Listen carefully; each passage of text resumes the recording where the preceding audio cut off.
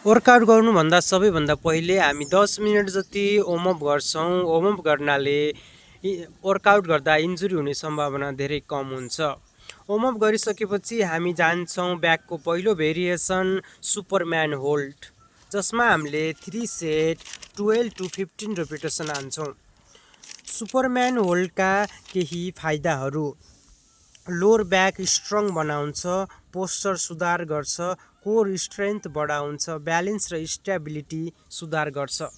ब्याकको पहिलो variation Superman hold complete गरिसकेपछि अब हामी चाहिँ सेकेन्ड भेरिएसन रिभर्स स्नो एङ्गल्समा जान्छौँ, जसमा हामीले 3 set 12 to 15 repetition हान्छौँ।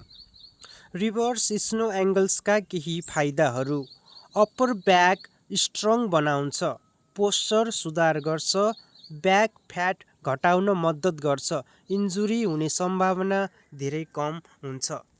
ब्याकको second variation पनि कम्प्लिट गरिसकेपछि अब हामी चाहिँ third variation backpack bent over रमा जान्छौँ, जसमा 3 सेट 12 to 15 रेपिटेसन जान्छ।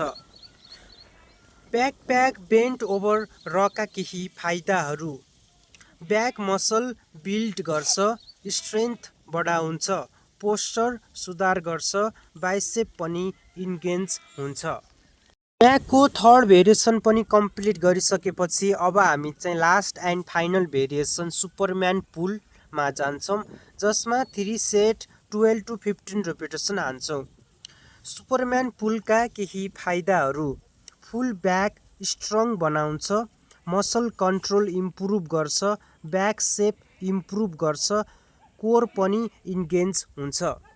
को वर्कआउट यहीँ खत्म हुन्छ। Thank you guys for watching this video. Bye by.